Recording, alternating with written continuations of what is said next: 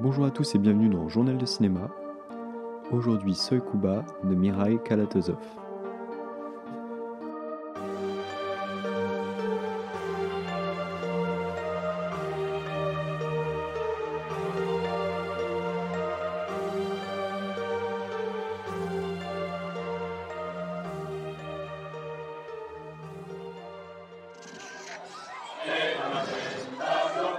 ¡Viva la libertad!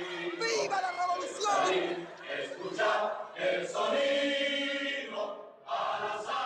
Alors une petite introduction à cet épisode. Après une longue pause entre le dernier épisode et celui-ci, j'ai décidé de passer le rythme des journaux de cinéma à un tous les 15 jours pour avoir un peu plus de temps et pour parler seulement des films qui me semblent importants d'aborder. Aussi, je pense que je vais laisser de côté les carnets, un format qui me satisfait plus vraiment depuis quelques temps. Ça ne m'intéresse plus en fait de parler aussi succinctement des films et finalement de ne pas en dire grand-chose. Cette décision a donc pour but de tenir le rythme et de vous proposer des épisodes de meilleure qualité. C'est parti donc pour Soy Kuba, un film de Mikhail Kalatozov sorti en 1964 avec Sergio Corrieri, José Gallardo et comme acteur que vous pouvez connaître Jean Bouise, second rôle iconique du cinéma français et aussi capitaine Haddock illustre dans la seule adaptation en chair et en os de la BD d'Hergé, qui est assez bizarrement crédité ici en tant que Jean Bouis avec deux S. Soy Cuba, c'est un film qui se découpe en 4 histoires, se déroulant donc à Cuba, vous l'aurez deviné, sous le régime de Batista, et qui illustre les souffrances du peuple cubain. On suit ainsi tour à tour une prostituée appelée Maria, un fermier exproprié nommé Pedro, un étudiant révolté Enrique, et pour terminer Mariano, lui aussi fermier, qui rejette la violence révolutionnaire, mais qui va dramatiquement subir les conséquences du conflit. Ces histoires vont donc converger vers une apologie de l'idéologie castriste et, vous l'aurez compris, communiste de l'époque. Le film est une collaboration entre deux États communistes, l'URSS et Cuba, avec un réalisateur respecté, Kalatozov, déjà auteur du célèbre Quand passent les cigognes, un film qui est un véritable chef-d'œuvre et qui avait remporté la Palme d'Or à Cannes en 1958. Malgré les moyens financiers très importants accordés à l'époque, le film, au contraire de Quand passent les cigognes, est tombé au fil des années dans un oubli progressif.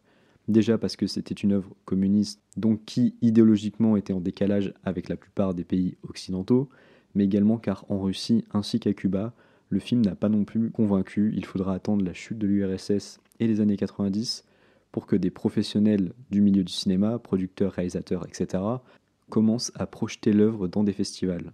Ce sera via Milestone Film, avec l'appui de Martin Scorsese et Francis Ford Coppola, que le film pourra de nouveau être visible dans une copie de qualité et internationalement. Personnellement, c'est un film que j'avais envie de voir depuis bien longtemps, déjà parce que justement, Quand passent les cigognes, c'est un film que je trouve fantastique, que j'avais beaucoup aimé à l'époque où je l'ai vu. Je pense que je le place facilement dans mon top 25 de mes films préférés, et Soy Cuba, c'est un film qui récolte des notes absolument incroyables sur la plupart des sites cinéphiles que je fréquente. Il est aussi très connu aujourd'hui pour différents plans séquences, dont notamment un vers le début du film qui est désormais célèbre. Si vous aimez les plans séquences comme moi, vous allez vraiment être servi. La mise en scène de ce Soy Cuba, elle est impressionnante quand on considère l'époque à laquelle le film fut tourné.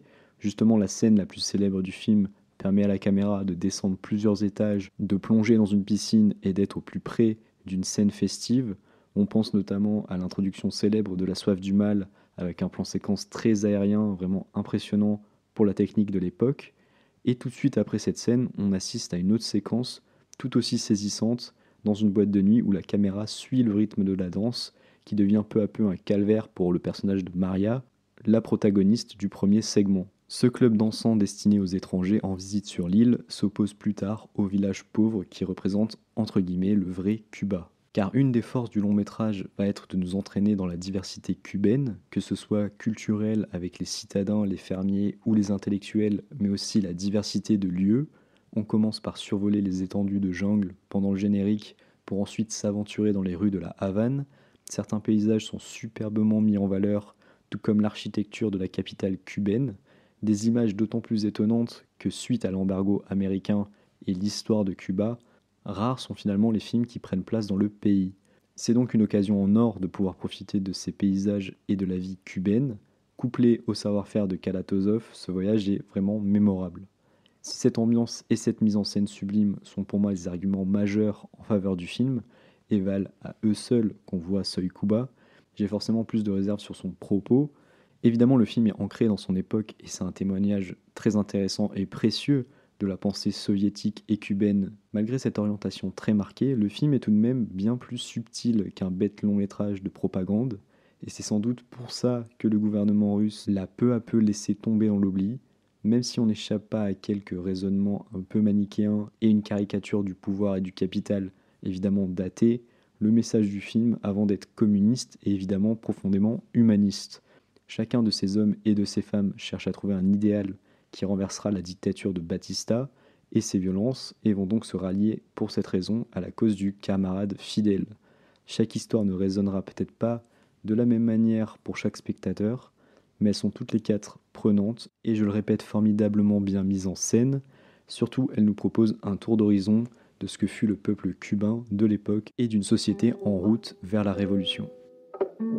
Paradiso y casinos, bares, hoteles. Pero las manos de estos niños y viejos también soy yo. Alors, est-ce que je vous conseille Soy Cuba? Je pense que vous l'aurez compris, je vous conseille très sincèrement la vision de ce film.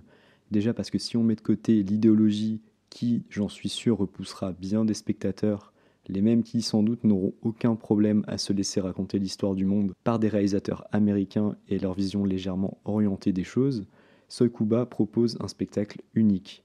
Parfois il est très difficile d'accepter qu'un film pareil ait pu être tourné en 1964, tant la virtuosité technique est omniprésente. Outre les mouvements de caméra bluffants, le cadrage, le rythme, l'utilisation des espaces à disposition et cet émerveillement permanent pour un réalisateur soviétique de pouvoir tourner dans un environnement aussi opposé à la Russie donne un objet cinématographique hors norme. L'ambition et le plaisir insufflés dans la conception du film rayonnent de la pellicule. Tout de même, on pourra émettre des réserves sur la durée du film, sur une légère inégalité à mon goût entre les segments, ou encore, mais là c'est plus personnel, le fait que ce film soit moins marquant dans la filmographie de son réalisateur que le très émouvant Quand passent les cigognes. Pourtant, aujourd'hui, nous avons la chance de pouvoir apprécier cette œuvre qui était inaccessible pendant des décennies et qui mérite entièrement sa réhabilitation progressive par les cinéphiles. C'est une œuvre virtuose qui, même inégale et parfois datée, renferme vraiment des trésors de mise en scène et des idées de cinéma visionnaire pour les années 60. Si vous avez l'occasion de voir Seuil Kuba, n'hésitez pas. C'est la fin de cet épisode de Journal de Cinéma, je vous remercie de m'avoir écouté et je m'excuse pour l'attente. Je vais donc essayer de faire un épisode tous les 15 jours. Si cet épisode vous a plu, vous pouvez vous abonner sur votre plateforme de podcast favorite, Deezer, Apple Podcasts, Spotify, etc. Toutes les informations sont sur Twitter, @Journal de Cinéma, ou sur Instagram, les liens sont dans la description. Moi je vous dis à dans 15 jours, bye bye.